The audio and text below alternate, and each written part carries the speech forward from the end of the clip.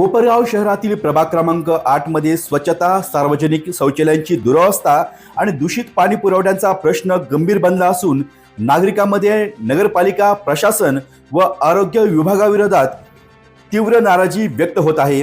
सुभाषनगर परिसरातील नागरिकांनी 5 जून रोजी आपल्या व्यथा मांडताना नगरपालिकेतील सत्ताधाऱ्यांवर आपला रोष व्यक्त केला आहे।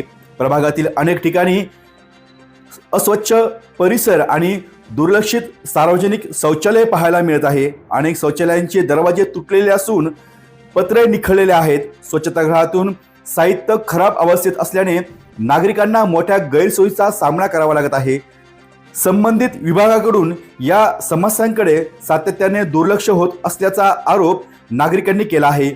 विशेष म्हणजे 2 दिवसापूर्वी नगरपालिकेतील सत्ताधारी भाजप गटाने पत्रकार परिषद घेऊन 100 दिवसामध्ये 100 कामे पूर्ण केल्याचा दावा करत शहर पूर्वीपेक्षा अधिक स्वच्छ झाल्याचा गवगवा केला होता। मात्र प्रभाग क्रमांक 8 मधील वास्तव चित्र या दाव्याला छेद देणाऱ्या असल्याचे नागरिकांचे म्हणणे आहे। कागदावर विकास आणि प्रत्यक्षात अस्वच्छता अशी भावना नागरिकांनी व्यक्त केली आहे। याच दिवशी परिसरात पाणी पुरवठा सुरू असताना नळाला येणारे पाणी शेवाळयुक्त गढूळ आणि दुर्गंधीयुक्त असल्याचा आरोपही नागरिकांनी केला। काही नागरिकांनी हे दूषित पाणी प्रत्यक्ष दाखवत प्रशासनाच्या निष्काळजीपणावर प्रश्नचिन्ह उपस्थित केला आहे। पिण्याच्या पाण्याबाबतची ही परिस्थिती आरोग्यासाठी धोकादायक असल्याची भीती नागरिकांकडून व्यक्त करण्यात आली आहे। निवडणुकीपूर्वी शहराचा कायापालट, स्वच्छता आणि मूलभूत सुविधांचे आश्वासन देणाऱ्या सत्ताधाऱ्यांना आता त्या वचनाचा विसर पडला काय असा सवाल नागरिकांनी यावेळी उपस्थित केला आहे। 100 दिवसांचा गतिमान प्रवास म्हणणारे नेते प्रभाग क्रमांक 8 मध्ये एकदा तरी फिरकतील का असा संतप्त प्रश्नही नागरिकांनी विचारला आहे। दरम्यान स्वच्छता, सार्वजनिक शौचालयाची दुरुस्ती आणि शुद्ध पाणी पुरवठा याकडे तातडीने लक्ष देऊन प्रश्न सोडवावे, अन्यथा नागरिकांच्या रोषाला सामोरं जावे लागेल असा इशाराही परिसरातील रहिवाशांनी दिला आहे।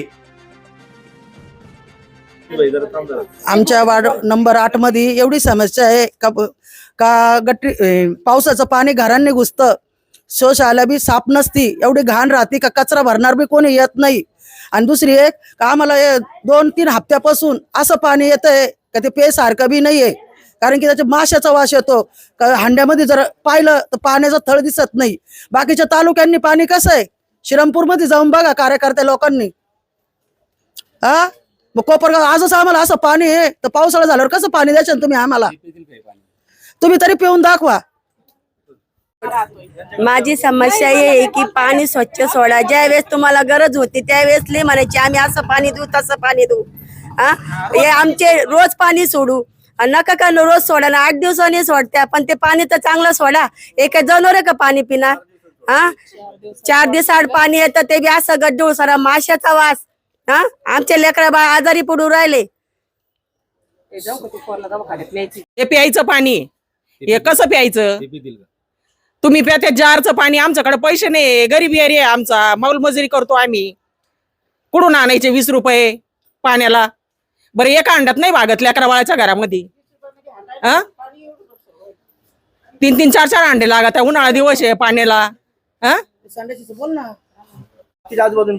आम्ही भोई गल्लीतले राहणारे रहिवासी असून आम्ही लक्ष्मण छगन साठे असून आमच्या वार्डामध्ये भरपूर कामं पेंटिंग पडलेले, गटर पहिली टाकलेली होती परंतु ती गटर पूर्ण चॉकअप झालेली आहे। तिचे नवीन नूतनीकरण करावा आणि ते गटरी पूर्ण जाम असल्यामुळे पुढे पाणी जात नाही। आणि आता हे पाईपलाईन टाकलेली पूर्ण रोडाची खणखूण केलेली, रोड एकदम विस्कळीत झालेले, ते सर्व रोड तयार करावं, चांगले नवीन करावं हे सगळ्यांना मी प्रार्थना करतो आणि माझे 2 शब्द संपवतो। मग 8 मधील आम्ही रहिवासी, आता आम्हाला पिण्यालायक पाणी आलेलं हे पाणी, आता हे पाणी ते पितील का? आणि स्वच्छतेचा प्रश्न गंभीर आहे। हेवा शौचालयाची कशी दुरावस्था आहे का?